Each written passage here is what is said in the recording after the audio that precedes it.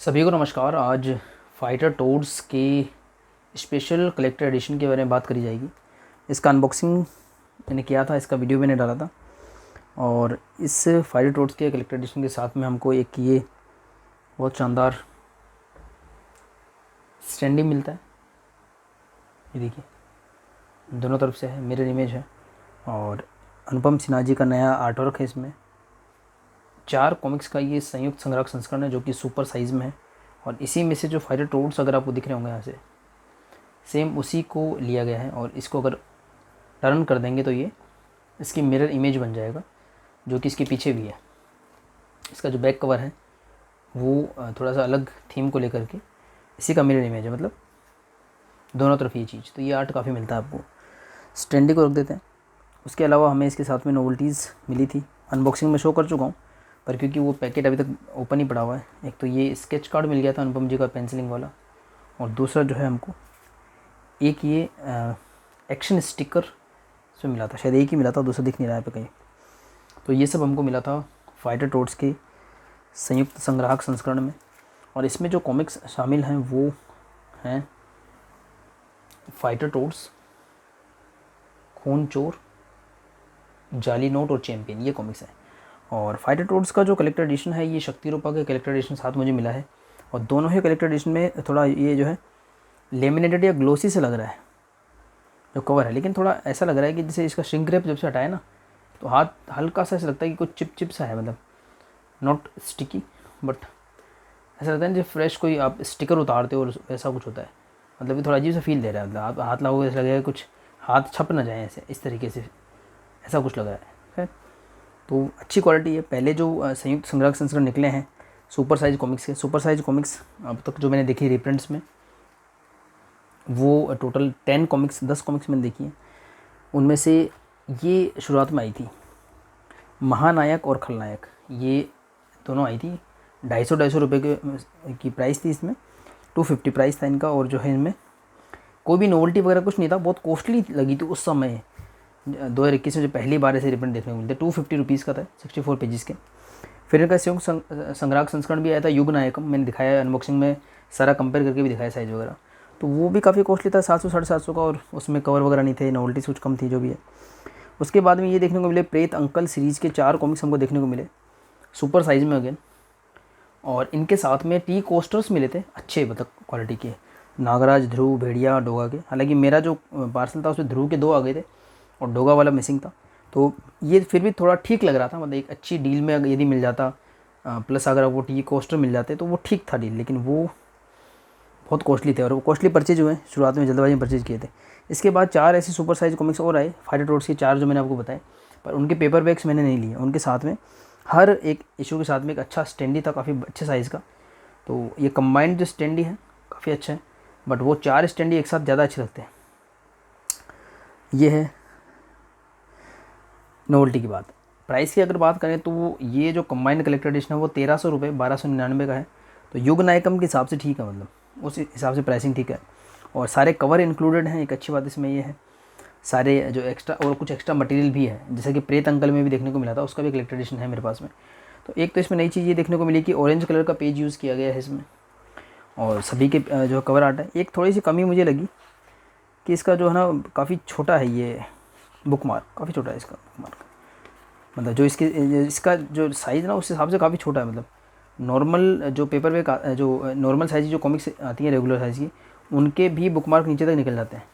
तो ये नॉर्मल वाले से भी छोटा है, और जबकि साइज़ का बड़ा, मतलब थोड़ा अपोजिट कॉन्ट्रोडक्टरी लगता है आपको। तो 4 कॉमिक्स शामिल है। मैंने कभी भी फाइटर टोड्स की कॉमिक्स नहीं पढ़ी, मतलब कोई रैंडमली 1-2 पढ़ी होंगी तो पढ़ी होंगी, और किस तरीके से ओरिजिन था क्या था मुझे नहीं पता। तो इसको पढ़ने के बाद पता लगा कि अनुपम सिन्हा जी ने ये कैरेक्टर्स बनाए थे 90s के टाइम पे। और अनुपम सिन्हा जी ने शक्ति का कैरेक्टर बनाया था, मतलब कुछ कैरेक्टर्स वो इंट्रोड्यूस कर देते हैं, फिर देन अदर आर्टिस्ट उसको आगे कंटिन्यू करते हैं। तो फाइटर टोड्स की कॉमिक्स भी काफ़ी पसंद की जाने लगी थी, और कॉमेडी में हाथ आजमाया था अनुपम सिन्हा जी ने। चित्रांकन अच्छा है। आपको जो एक खजाना सीरीज या जो सर्कस सीरीज़ थी, या मैंने हमारा ध्रुव को सीरीज थी, उससे पहले की कॉमिक्स के समय आई थी, तब अनुपम सिन्हा जी पूरा काम करते थे। मतलब इंकिंग विनोद कुमार जी या विठल कांबले जी की नहीं मिलेगी। तो विदाउट इंकिंग वाला जो अनुपम सिन्हा जी का काम है वो देखने को मिलेगा। पेपर क्वालिटी की बात करें तो ये जो कलेक्टर एडिशन है ये तब प्रिंट हुआ था, या मैं बोलूँगा इसके पेपर बैग्स तब आए होंगे जब अब मरेगा परमाणु कॉम्बो, नेगेटिव्स का कॉम्बो वो आया था, या भेड़िया का जो सेट आया था ना, कोबी और भेड़िया बली कुठार वाला वो, तो उसमें एक इशू था, वो इसमें भी कंटिन्यू है। मैं पहले भी कई बार आपको बता चुका हूँ कि राज कॉमिक्स भाई मनोज गुप्ता जी के जो भी संग्राहक संस्करण होते हैं वो उन्हीं पेपर बैग से बनाए जाते हैं जो आपके पहले जो पेपर बैग आते हैं उन्हीं के बचे हुए स्टॉक से बनाए जाते हैं। तो सेम प्रॉब्लम इसमें कंटिन्यू है। देखिए जैसे मान लो कि यहाँ पर आपको एकदम ब्राइट कलर अच्छे, एक अच्छा एहसास देंगे, हालांकि ये ग्लोसी बिल्कुल नहीं, आपको टच करने पे मेफलितो वाली फीलिंग आई, जैसे अब मरेगा परमाणु का जो सेट था अगर आपको याद हो, वैसी फीलिंग आपको आएगी। नेक्स्ट पेज थोड़ा और डल लगेगा, एक पेज ब्राइट होगा तो दूसरा पेज डल लगेगा। इसमें आपको कैसे आ रहा है कि नहीं समझ में पता नहीं।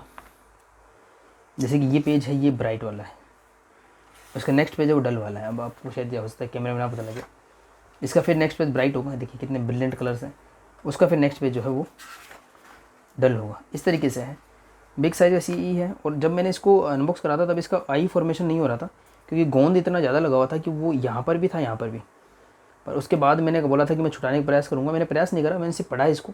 2 कॉमिक्स मैंने पढ़े हैं इसके, तो ये धीरे धीरे खिंच खिंच अपना छूट गया। पर इसमें बड़ा रिस्क भी था, क्योंकि अगर ये नहीं छूटता ना यहाँ से, तो ये यदि इसके चिपका रह जाता तो फिर यहाँ से ये पेज छूट जाते। ऐसा नरक नाशक या और किसी कलेक्टर एडिशन में हो रखा है मेरे साथ में। ये देखिए इसी में हो रखा है। इसमें अगर आप टिप वाला डायरेक्शन देखो तो उसमें वो कपड़ा यहाँ से तो वो पेपर छूट गए इस तरफ से, और उस तरफ से कपड़ा छूट गया है। तो ये पेप्सी का जो वो डिज़ाइन होता है ना, वैसा लग रहा है 8 जैसा। तो इसको थोड़ा सा करना पड़ेगा कि कपड़ा, एक्चुअली ये कपड़ा ही छूटना चाहिए था, पेपर नहीं छूटने चाहिए थे। पेपर जो है कपड़े के चप्पे रहते। अब यहाँ पे तो मरम्मत करना पॉसिबल नहीं, इधर से अच्छा दिख रहा है, इधर से ठीक हो गया तो ऑटोमेटिकली हुआ। तो ऑटोमेटिकली में रैंडम में क्या होता है 50-50% चांस होते हैं, तो 50% ठीक हो गया। अब बात करते हैं कॉमिक्स की।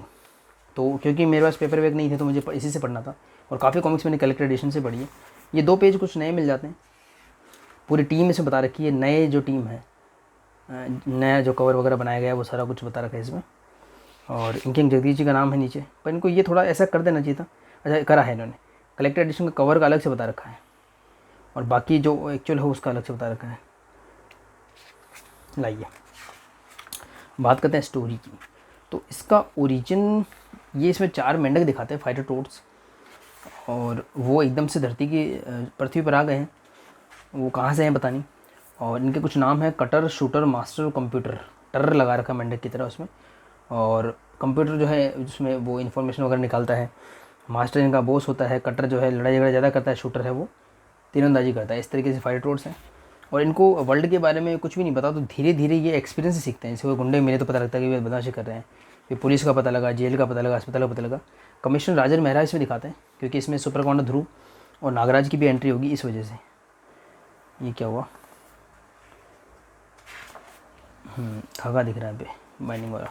तो यहाँ पे ये ऐसा चिन्ह दिखाई दिया था। तो अनुपम सिन्हा जी कॉमिक्स में ऐसा चिन्ह सुपर कमांडर ध्रुव में धनंजय जब आयाम का द्वार बनाता तब दिखाई देता था। तो ये मेरे को चिन्ह लगा, तो मैंने कहा पता नहीं कहीं से कोई आवाज़ आ रही होगी। खैर, तो ये जब बाहर आते तो ओवरकोट वगैरह पहन के जाते हैं। एक कॉमिक्स का नाम ओवरकोट था शायद, इनकी कॉमिक्स आई भी थी ऐसी।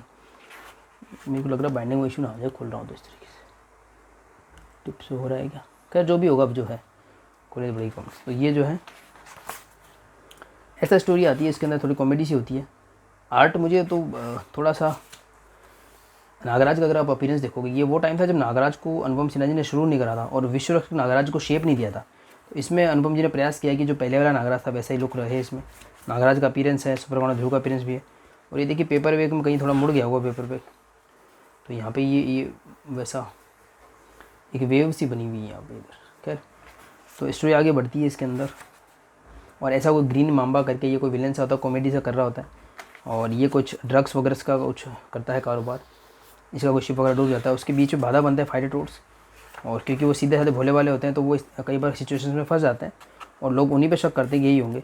सुपर कमांडर ध्रुव को पता लगता है कि कुछ लोग बदमाशी कर रहे हैं, और नताशा शायद रिपोर्टर होती है, तो इस चक्कर में फाइटर टोड्स नताशा से भी टकराते हैं। तो इसमें आपको पूरा राजनगर का यूनिवर्स मिलेगा, नागरा ध्रुव मिलेंगे। देखिए ये ब्राइट वाला सीन है, सुपर कमांडर ध्रुव की वही पुरानी फीलिंग मिलेगी आपको, सुप्रीमा वगैरह में कॉमिक्स में जो होती थी। ये थोड़ा डल वाला सीन होगा, तो अच्छा लगता है इसमें अनुपम जी का काम। नागरा ध्रुव को देखना, नागरा ध्रुव इसमें एक साथ दिखाते हैं, फाइटर टोड्स टकराते भी हैं, और फाइनली पता भी लग जाता है कि कौन लाया था। खैर आप अब तो काफ़ी पुरानी कॉमिक्स हो गई, आपको पता लग भी गया होगा किस तरीके से फाइटर टोड्स का निर्माण हुआ। मैंने फर्स्ट टाइम पढ़ी है और मुझे बिल्कुल भी आइडिया नहीं था वो इस तरीके से क्रिएट हुए होंगे फाइटर टोड्स। तो खैर ये ब्राइट पेज है, थोड़ा डल पेज है, तो एक हैप्पी एंडिंग होती है। नागराज दूर से थोड़ी सी इनकी मोटिवेट भी होती है, फाइनली सबको ठीक हो जाता है। 64 पेजेस की स्टोरी है, फ़नी है काफ़ी। इसके बाद की जो मैंने पढ़ी कॉमिक्स खून चोर, इसका कॉन्सेप्ट भी अच्छा है। पहला ड्रग्स पे था, दूसरा इसमें है कि जो खून की चोरी होती है, ये 90s के कॉमिक्स है, 93-4 के कॉमिक्स होंगे ये।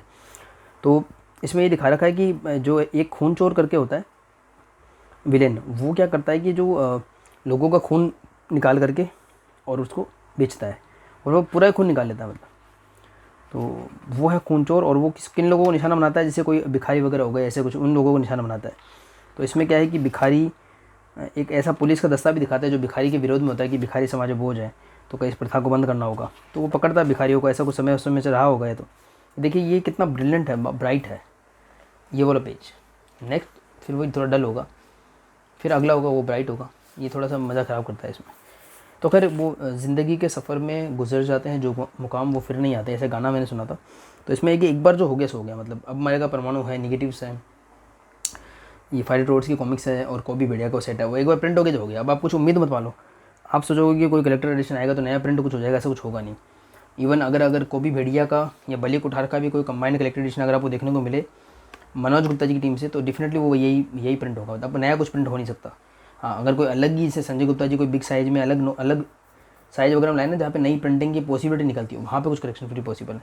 तो यहाँ पे 2 विलेन है, ए और बी। मुझे लगा था ए और बी कौन होंगे, इनका नाम बड़ा इंटरेस्टिंग है, आजू और बाजू, और कुछ काफ़ी फ़नी है। मतलब ये खून चोर मुझे काफ़ी इंटरेस्टिंग लगी, मतलब फाइटर टोड से भी ज़्यादा फ़नी मुझे ये लगी। और सच में ना ये अनुपम सिन्हा जी इतना मटेरियल लाते कहाँ से, मतलब उन्होंने कितना सारा लिखा है, कितनी कॉमिक्स बनाई है, बहुत कॉमिक्स बनाई है, काफ़ी प्रैक्टिस हो गई है उनको, इस पर कोई डाउट नहीं है। तो खैर तो ये फाइटर टोड्स पे भी शक जाता है क्योंकि वो फंस जाते हैं। और इसमें एक थोड़ा और कॉमेडी मुझे लगी कि भिखारियों का खून चोरी करके लोगों को चढ़ा देते हैं, तो धीरे धीरे क्या सिम्टम्स आते हैं कि लोग जो सही होते हैं उस खून का यूज़ करके वो भिखारियों की तरह बिहेव करना शुरू कर देते हैं। जैसे कोई अमीर, मान लो कोई रिच अमीर बच्चा है तो उसने कोई भिखारियों से करने लगा, कोई सिंगर है तो भिखारी तो गाना गाने लगा। तो ये थोड़ा सा कॉमेडी आता है कि खून से तो ऐसा होना पॉसिबल नहीं है, जेनेटिक्स। पर उस समय ये फ़नी है, तो उसमें कोई दिक्कत लॉजिक वाली बात नहीं है। दूसरा इसमें कि किसी में अगर फाइटर टोड का खून चला गया तो मेंढक की तरह उछलेगा, वो थोड़ा इसमें दिखा रखा है। तो इसमें शक भी लोगों को ऐसे होता है कि जब अस्पतालों में लोग सही हो रहे होते हैं खून चढ़ाने के बाद और भिखारियों से लक्षण दिखना शुरू होते हैं, तो उनको शक होता है कि मे बी ये भिखारियों का चोरी किया हुआ खून हो। तो ऐसी थोड़ी सी कॉमेडी दिखा रखी है इसमें। और तो ये विलेन बढ़ता है आगे।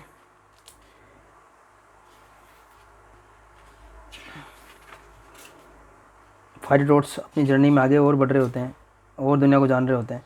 और इसमें एक सीन था, इसमें जेल में पहुंचा दिए जाते हैं। एक्चुअली फर्स्ट कॉमिक्स में होगा कि फाइटर टोड्स को जेल में डाल देते हैं, उनको पता नहीं होता, उनको लगा था कहीं बैठे हैं। फिर वो बाहर घूमने जाने की कोशिश कर रहे थे, तब उनको लेके वो पुलिस वाला जाने देता नहीं, बोलता कि ये जेल है और जेल में घूमने की मनाही होती है। तब उनको पता लगता है कि ये जेल है, तो पता लगता है धोखा वगैरह हुआ है। तो खैर ऐसा है इसमें। तो फाइटर टोड्स बीच में आ ही जाते हैं और एक बार वो देखो अस्पताल पहुंच जाते हैं जहाँ पे सर्जरी हो रही होती है, और उनको लगता है कि कोई किसी को मारने का प्रयास कर रहा है। ये बाय द वे डल वाला पेज है, नेक्स्ट पेज आपको ब्राइट मिलेगा देखने को। तो ऐसा कुछ गड़बड़ करते हैं। फिर वहाँ पे कोई होती है कोई डॉक्टर वगैरह, वो समझ जाती है कि ये इनको फंसाया जा रहा है। ये देखो, इसको देखोगे आपको श्वेता या ऋचा की याद आ जाएगी, उस तरीके का सीन लगता है, मतलब फेस कट वगैरह। तो वो हेल्प करती है फाइटर टोड्स की, उसको सारी स्टोरी पता लग जाती है। पुलिस को भी इन्फॉर्म करती है कि इनको फंसाया जा रहा है, और धीरे धीरे सबूत इकट्ठा होते हैं और फाइनली वो खून चोर पकड़ में आता है। और वो शायद किसी का जुड़ा भाई होता है, इनका एक जुड़ा भाई होता है जो ये पुलिस वाला, जिसके हाथ में एक लॉलीपॉप होती है, वो लॉलीपॉप लेके घूम रहा होता है अपने भाई को ढूंढने के लिए। देखिए ये पे वो सीन दिखा रखा है कि जैसे ही लोग सही हुए, देखिए देना दाता भगवान के नाम, दाता के नाम पे दे, बच्चे जी हैं, ये गाना गा रहा है अल्लाह के नाम पे दे दे बाबा, ऐसा करके। तो ये पुलिस वाला जो है ना, वो एक्चुअली पुलिस वाले का भाई निकलता है फाइनली, इसके पास ही वही लॉलीपॉप निकलती है। तो थोड़ी थोड़ी कॉमेडी की सीन डाले में मज़ा आता है, इसको पढ़ने में काफ़ी अच्छा है। तो इस तरीके से ये एंड हो जाती है। अब नेक्स्ट इसमें 2 कॉमिक्स है, जाली नोट और चैम्पियन। वो मैंने पढ़ी नहीं है अभी। अब बाद में मैंने सोचा कि चारों पढ़ करके वीडियो बनाऊंगा तो बहुत लंबा हो जाएगा, तो मैंने कहा 2 पढ़ करके 2 कॉमिक्स का रिव्यू हो गया इसमें। तो ये संयुक्त संग्राहक संस्करण की 2 कॉमिक्स मैंने पढ़ ली हैं, और अभी तक तो कोई डैमेज वगैरह हुआ नहीं। बस वो है कि एक बाइंडिंग का यहाँ पर तो देखो बहुत बढ़िया आई बन गई है, यहाँ पर थोड़ा इशू है, ये तो मुझे खुद को ही करना पड़ेगा ये देखो, वरना ये छूट गया। देखो आई यहाँ पे ही बन रही है ऑटोमेटिकली, आई तो बनेगी, लेकिन आधा ये इधर चिपका रह गया कपड़ा और आधा वो ग्लू वाला है। पर फिर भी बाइंडिंग ये बेटर है। मतलब ये जो 3 हमारे सामने जो बिग साइज़ के कलेक्टर एडिशन आए थे, युगनायकम, प्रेतंकर और फाइटर टोड्स, तो फाइटर टोड्स सबसे बेटर मुझे लगा। तो इसी के साथ इस वीडियो को मैं एंड करता हूँ। मिलते हैं किसी और वीडियो में।